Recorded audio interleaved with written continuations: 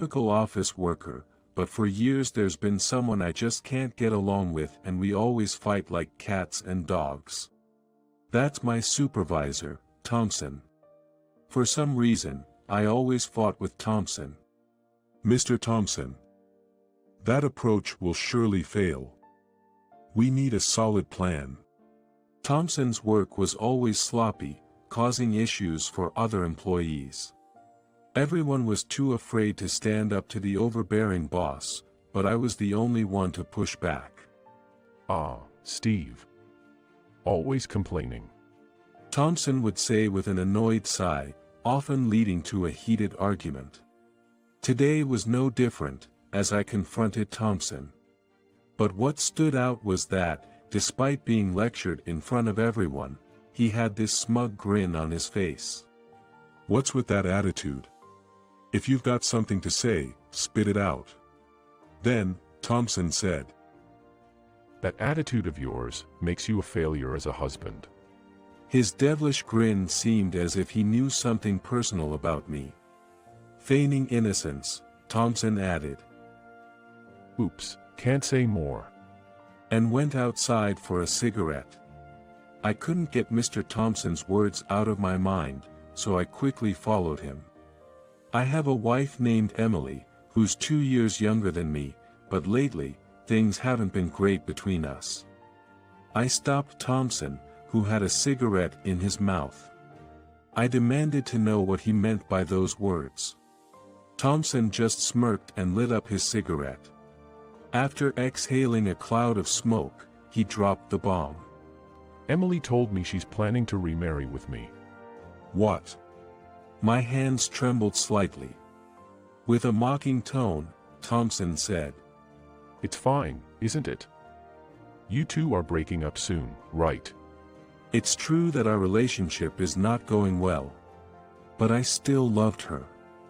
I had no intention of splitting up, I wanted to work on our relationship. However, brushing aside my hopes, Thompson said, You're too full of yourself. That's why your wife's leaving you. Do you know what Emily said about you? After tossing his cigarette butt into the ashtray, he whispered in my ear. She said you are all talk and no action. And with a booming laugh, adding, Your wife's amazing. Thompson returned to work. I was at a loss for words and couldn't move from that spot for a while. Working at an average company in downtown New York, I was just an ordinary office worker who fell in love with Emily at the workplace. We started our jobs at the same time and became close when we were grouped together during our new employee training, and from there, we started dating. Everything went smoothly, and we got married. Emily was a very responsible person. During our training, she took the lead in our group, and I admired her work ethic. When we got married, Emily wanted to keep working, but I wanted her to stay home and take care of our family. So, I told her, I'll earn money for us. And she replied, If we have a child, I want to fulfill my role as a mom. I think I'll quit my job then. After that, she left her job and became a full-time housewife. But looking back, that might have been when Emily began to change. We couldn't have children, and it was our biggest concern. Emily started to build up stress, constantly blaming herself, saying, If I can't have a child, then why did I quit my job? When I tried to comfort her and put my arm around her, she would push me away, shouting, Don't touch me! You took away my job, and yet you've always been working. You better bring home some good news about a promotion or something. In my frustration, I'd retort, and it would inevitably lead to big arguments. After that, Emily and I went through a rough patch for over 6 months. During that time, she must have been secretly meeting with my boss, Mr. Thompson. Emily called me, all talk and no action. Indeed, the word of, I'll go earn money, when I made her stay at home are just nonsense if they can't be realized. I remembered Emily was always Mr. Thompson's favorite, and they might have stayed in touch even after we got married. And when things between us worsened, the two probably began an affair. There were so many things I wanted to ask my wife. But when I got home, all her belongings were gone, and there was a divorce paper left behind. I was confronted with the reality of her affair. The humiliation of having my wife taken away by the very boss I despised the most. Nothing could have been more painful. Gradually, my mental health deteriorated. Unable to bear working in the same company as Mr. Thompson, so I decided to quit. It was one thing after another. Hey, Steve, why are you quitting? My colleague would ask about my sudden decision, but I'd brush it off with a smile, saying, I'm moving on to a new job. No one at the company knew about my divorce or her affair with the boss. I couldn't possibly tell the truth. Maybe I should have sued if the affair was true, but all I wanted back then was to get away from Mr. Thompson. And somewhere deep down, I might have felt guilty for not being able to make Emily happy. Being alone at home only made me feel worse. Without Emily, our two-bedroom apartment felt even emptier. Though I told my colleague I'd be looking for a new job, I had no intention or destination in mind. I just wandered aimlessly. Before I realized it, I found myself in the nightlife district of the city. Maybe I should grab a drink today of all days, I thought, standing in front of a bar that caught my eye. I'll drink here until morning. I was reaching for the door in frustration. Just then, "Oh, there you are. I've been wanting to see you," exclaimed a woman's voice. I instinctively looked around, and to my surprise, a woman that I don't know of was right in front of me. She grabbed my arm tightly, acting as if we were old lovers, which left me wide-eyed. Excuse me. As I expressed my confusion, she cheerfully asked, "Where are we headed tonight?" "Who is this lady?" However, I noticed her grip on my arm trembled slightly. And there was something in her smile, as if hiding a hint of fear. Is she in some sort of trouble?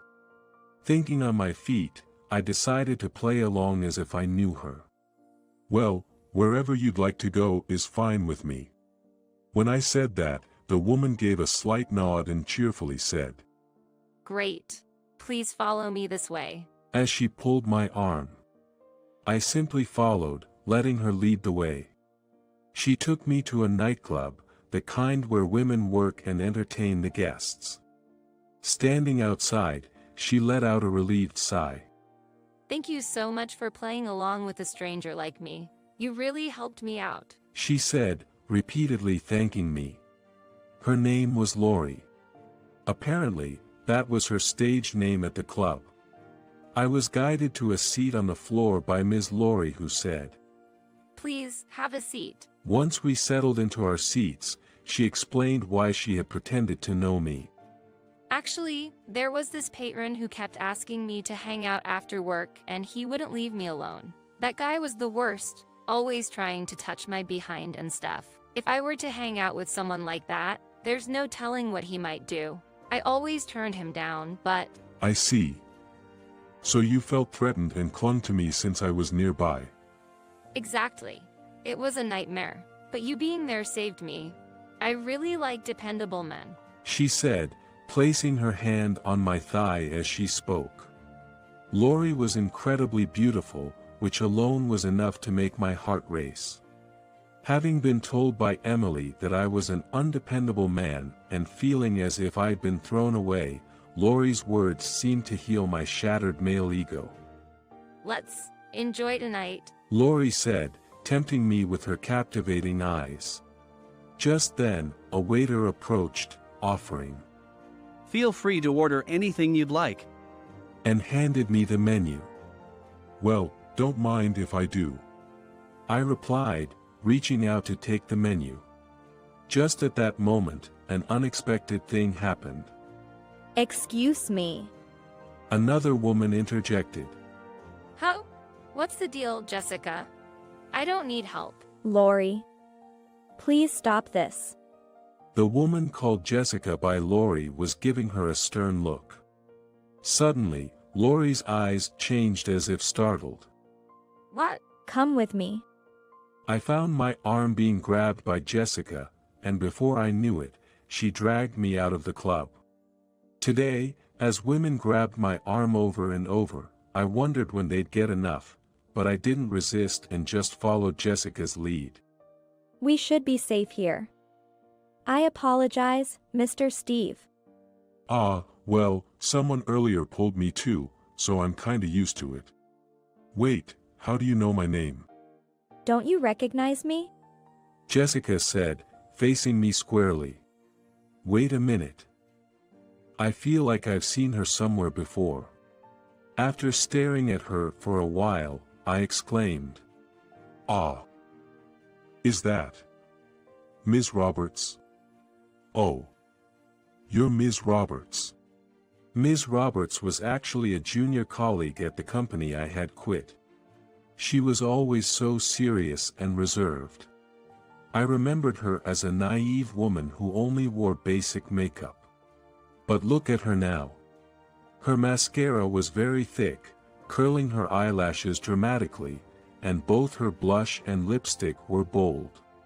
She had transformed into someone you'd associate with the nightlife. You worked there? I asked, to which Ms. Roberts nodded. It seems Jessica was her stage name. I knew that the company allowed side jobs, but I had no idea she had this kind of double life. When I saw you enter this place, Mr. Steve, I was shocked.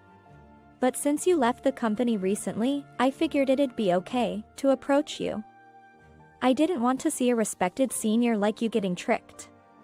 Wait, what do you mean? That woman, Lori. There's been talk in the establishment about her dubious tactics to lure customers. Didn't she pull something on you? Like grabbing your arm, saying things like, "I've missed you," and then having you ambushed by other clients, or something along those lines? I had a sinking feeling, and I couldn't help but let out a faint. Oh. Mrs. Roberts sighed, looking as if she had a headache. I thought so. It seemed I had narrowly escaped some kind of theatrical scam. Good grief. What an embarrassment in front of my junior colleague. I'm ashamed, thanks for the save, Ms. Roberts. There's no need for thanks. We had been concerned about Lori's actions from the start. I'll definitely report this incident involving you to the manager. That's a relief. Can I ask you something? What is it? Just curious, but why are you working in a place like that? It was unexpected for me. Oh, if you don't want to talk about it, it's okay. I just felt lonely tonight. Wanted to drink until I couldn't think straight. Wanted to listen to someone. I felt pitiful, leaning on a junior colleague like this. But I took the chance and reached out to her. Ms. Roberts hesitated for a moment, then said, If it's you, Mr. Steve, then it's okay. And began her story. Actually, I was more or less forced into working at that place. What? My mom's not mentally stable.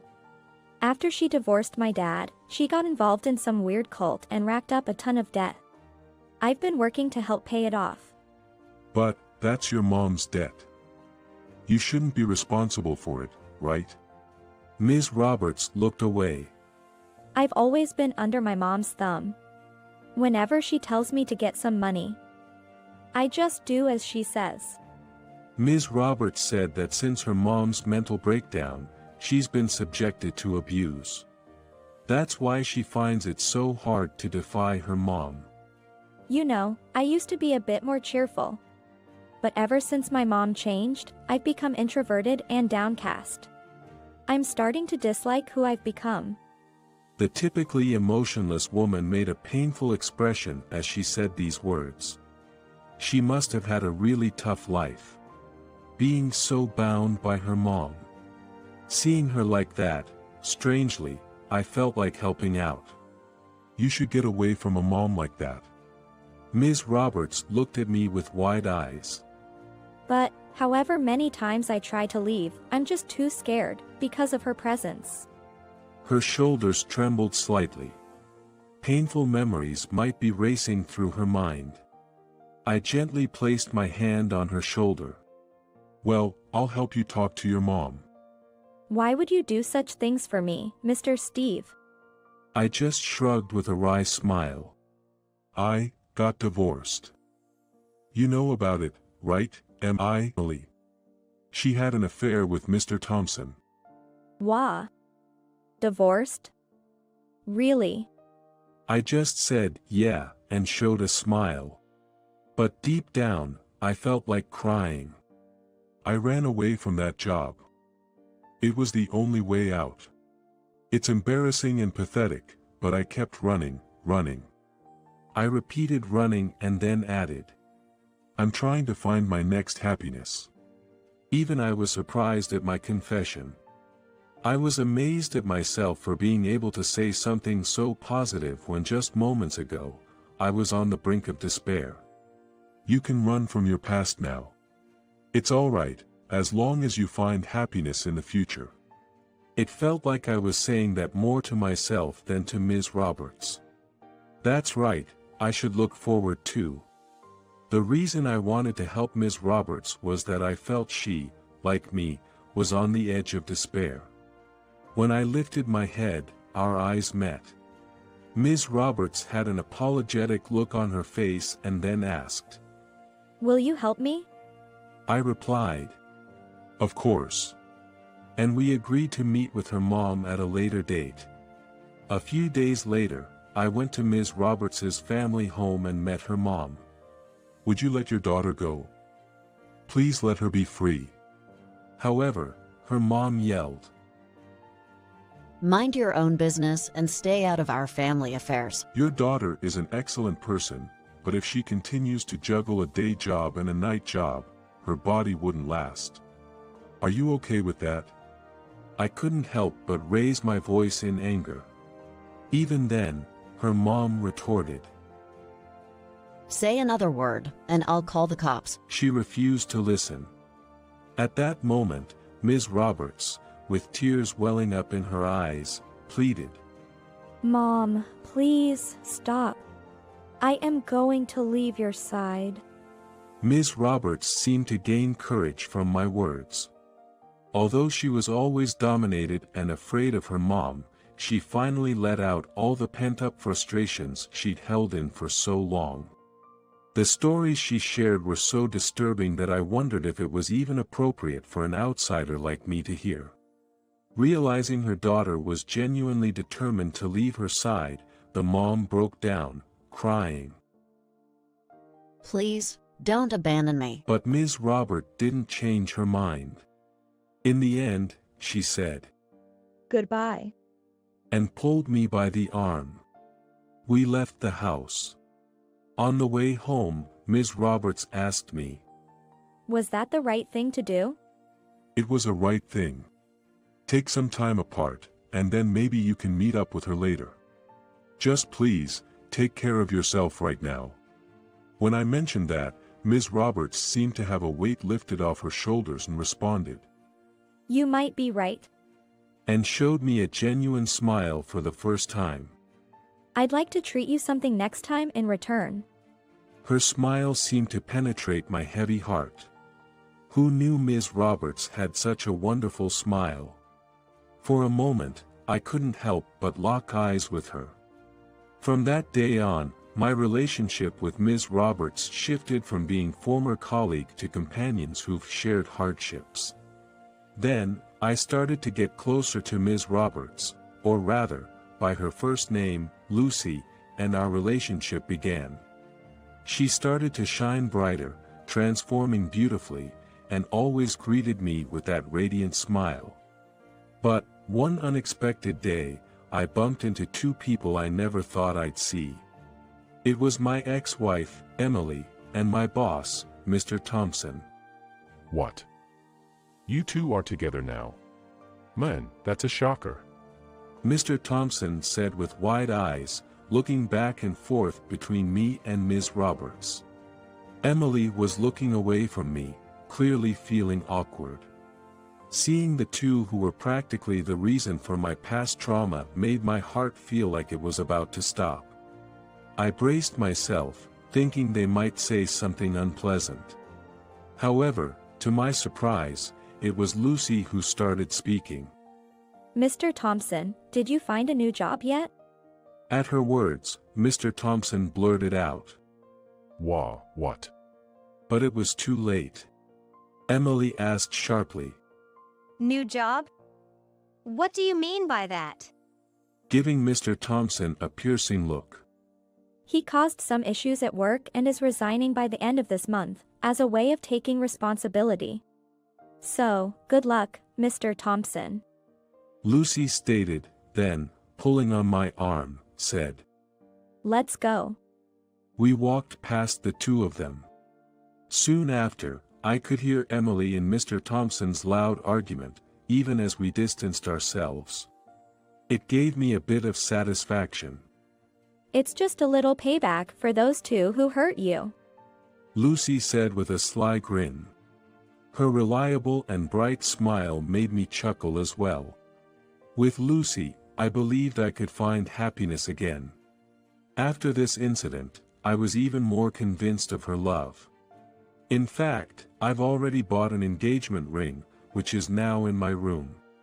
I'm secretly planning to give it to her in the near future.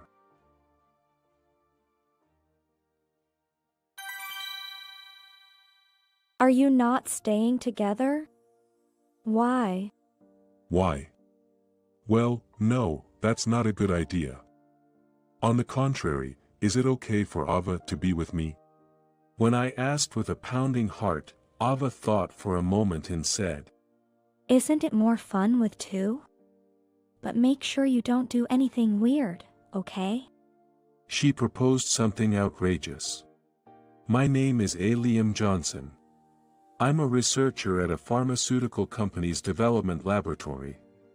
On a regular basis, I mostly study new drugs and analyze the results of clinical trials. I don't have a girlfriend. I don't have anyone I'm interested in either. There are women in the laboratory, but it's a small lab, so there aren't many people, and everyone is mostly engrossed in their research. The age range is also wide. By the way, I'm the youngest, and the next one up is a married woman who is a decade older than me. It's a mundane workplace without much opportunity to meet new people, but I'm satisfied because I'm doing the research I love. One day, Ava, a supervisor from the sales department, visits the laboratory. The laboratory conducts clinical trials and research at the direction of the sales department, so from the perspective of the researchers, although it's a different occupation, she's considered a superior. Especially Ava, who seems to be self-taught in pharmacology as part of her job, checks the content of our report strictly, so there's a sense of tension in the laboratory. Ava is a quiet, workaholic beauty with long black hair that suits her glasses very well. She graduated from a prestigious university with excellent grades and became a supervisor at a young age. From my point of view, she's a distant, admired woman. However, she's technically my superior, and I'm the youngest here. We haven't had much to do with each other until now, so I still feel a bit nervous when we're together. Ava says that she needs someone to accompany her to a client to explain a new drug and have a meeting. However, since the client is far away, we would need to travel by plane, and we might leave early in the morning and return late at night, so we should be prepared for that. Aside from the meeting, with the lab being full of married women, there's a bit of a push-and-pull atmosphere, with everyone hesitating. But then, one of my colleagues says, How about Liam? He's working on that new drug, and he's single. Before I can say anything, everyone else nods in agreement. Ava, with a businesslike tone, says, Okay, thank you in advance. I'll give you the details later. and then quickly leaves the lab. To be honest, aside from the business talks, it feels awkward to spend a long time with Ava, and we don't have any common topics to talk about outside of work. I don't even know what to talk about, and being silent the whole time would be painful too. I can't help but feel depressed about it. A few days before we were to visit the client, I had a meeting with Ava to discuss the upcoming business talk. As expected, Ava is the type to do her job meticulously, conducting a thorough meeting. She looks at the data and documents of the new drug, quickly takes notes of my explanations, and is very serious. I'm not used to business talks, nor am I used to dealing with Ava, and I feel nervous just from the meeting. Perhaps sensing my tension, Ava decides to take a break midway. She buys 2 cans of coffee from a vending machine, handing one to me. I thank her and take it, feeling relieved. When we take a break, Ava's atmosphere softens a bit, and she seems to be considerate, starting to talk to me about various things. She asks how long I've been at the company, how my lab work is going, if everything is going smoothly, and we even manage to have a bit of small talk. However, when I think about the upcoming business talk, I start to feel nervous again. Seeing this, Ava asks me what's wrong. I'm not used to this, and I'm feeling nervous. I admit it honestly. Ava smiles broadly, nods, and says, Really? Me too. It's my first time on a plane, and although I'm looking forward to it, it's making me nervous. What? That? I'm taken aback and left speechless. Ava is drinking her coffee, saying she understands, while smiling. A feeling of laughter wells up inside me. Maybe Ava is a natural airhead. She's funny and way too cute. Seeing this unexpected side of Ava, I start to feel less intimidated by her. Then comes the day of the meeting. There's been a typhoon since yesterday, and it seems to have disrupted the air currents a bit, but the planes are still scheduled to fly as normal. The typhoon has already passed this area, and it's expected to move out to sea. It should not affect the region where the client is located. Ava looks both nervous and excited for her first flight. I was getting fidgety on the plane, looking out the window and enjoying the view, just like a kid on a field trip. We safely arrived at the regional airport where our client was located. From the airport, we took a taxi and reached a research lab adjacent to a factory in a small city. The meeting went smoothly. I was nervous as I explained about the new drug, but I managed to get them to understand. After that, we had a tour of the lab and they explained some documents to us. It was a very meaningful business discussion. When we left to have dinner at a nearby restaurant with the client, I thought we had finally finished a big task, but when we stepped outside, I was shocked to see a storm, with heavy rain and strong winds. Apparently, a typhoon had unexpectedly changed its course and this was the result. In a panic, we headed to the airport, only to find that the flights were either cancelled or on hold, and the place was packed with people. Trains, both high-speed and local, were also suspended or delayed. We were considering whether to wait at the airport or head to the train station, but even if we decided to go to the station, there were no taxis and probably no buses available.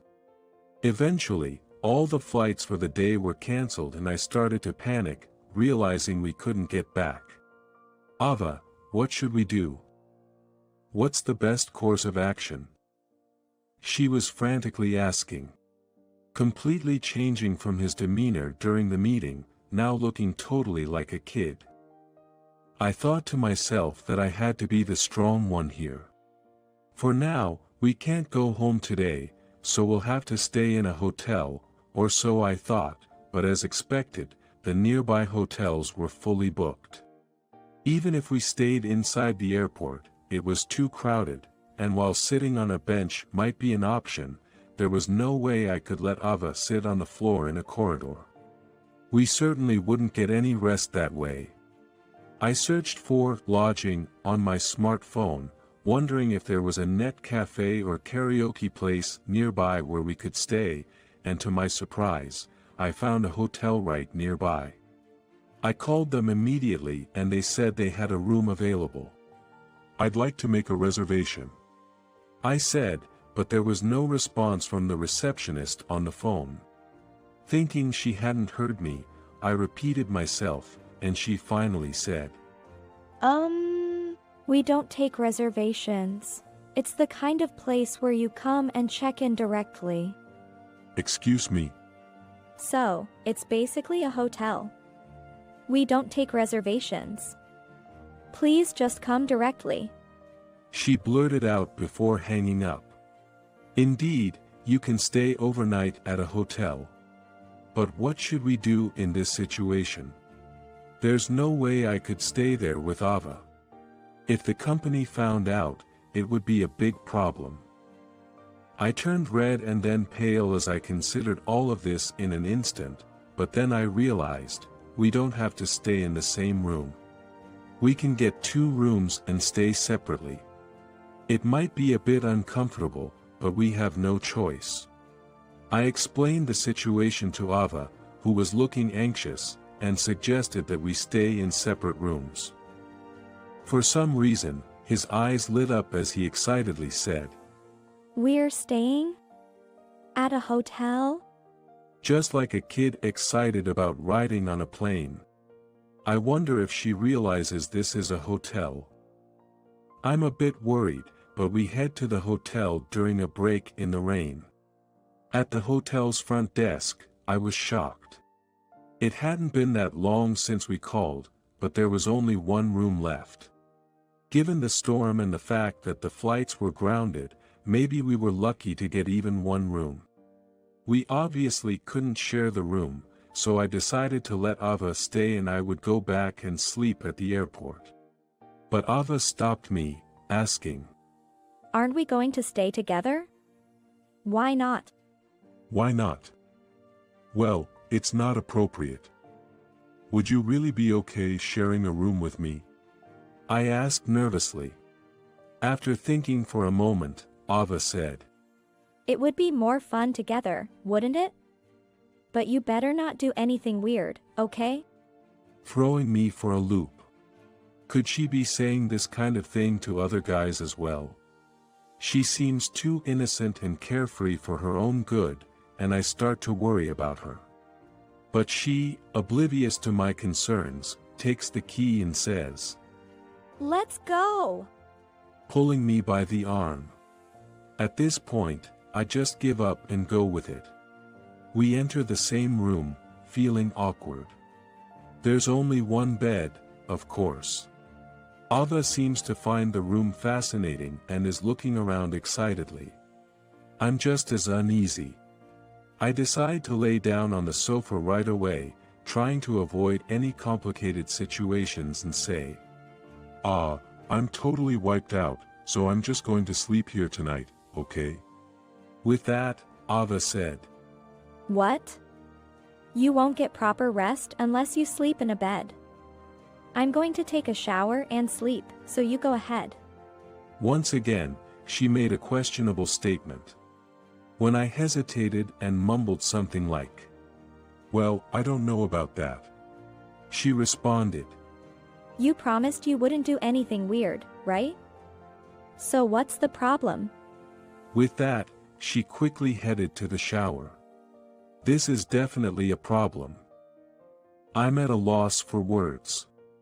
I'm genuinely tired, and it's getting to be a hassle to think too much about it, so I just curled up on the edge of the large bed, facing the wall, and closed my eyes.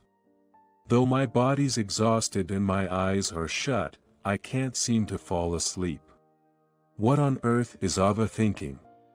Would it be considered harassment even if nothing happened if the office found out we both stayed at a hotel together? These thoughts made it even harder to sleep. Eventually, I could feel, through the vibration behind me, Ava, freshly showered, climbing into the bed. Still, I pretended to be asleep, trying to clear my mind. Both of us were lying quite far from each other at the edges of the bed. We lay in silence for a while, but then I began to hear soft sobbing sounds. At first, I thought she might be talking in her sleep, but it soon became clear that she was crying. I turned around in surprise, and indeed, Ava was in tears. Ava. What's wrong? I asked in a panic, but all she said was, This is my first time. And then she started crying even louder. I tried to console her, and she eventually began to share her story. Ava lost her parents when she was young and was raised by relatives. However, those relatives weren't particularly wealthy. Feeling indebted for their care, she said she had never once participated in events like school trips or camps. When she missed a school trip in elementary school due to sickness and the money was refunded later, she felt guilty about the cost and decided to skip such events from then on. She believes the relatives would have paid for these trips if she'd asked, but she always felt like he couldn't burden them with such requests. She had to be a good student and well-behaved, always trying to not cause any trouble. They even managed to support her through college, and she finally became independent after getting a job. All she feels is gratitude towards the relatives who raised her. Yet, because of years of such behavior, she always feels the need to act responsible and not be a bother, never truly letting her guard down. Moreover, she doesn't have a significant other, and not many friends either. She has been fully committed to her job, leading a rather quiet personal life. But today, riding an airplane for the first time made her excited, and she was thrilled to stay the night out. She thought about how everyone else must have been enjoying such things from their childhood days, and wondered how much more fun her life would have been if her parents were around. These thoughts suddenly overwhelmed her with sadness. I was taken aback, having always seen the cool side of Ava at work. Realizing the hardships she went through made me want to be there for her. The contrast between the stoic Ava at work and her vulnerable side in private was striking. Next thing I knew, I found myself holding her hand, exclaiming, Let's experience more firsts together. Let me be there for all of them. Wiping her teary eyes, she looked at me, asking hesitantly, Really? You're not making fun of me? I'm not. Trust me. Hearing my heartfelt declaration, Ava smiled broadly, looking genuinely happy. From that day, we started hanging out more often, doing fun things just like kids or college students letting loose. Each time, Ava looked as excited as a kid. It brought more life and smiles to her professional life as well. One day, a colleague asked if we were dating since we spent a lot of time together. To be honest, it wouldn't be a stretch to say we were, but we hadn't exactly defined it. Blushing, I responded that we weren't, to which he teased. Maybe I should confess my feelings to her then, she's been looking really cute lately. This made me anxious. I wanted to witness more sides of Ava and share more firsts with her.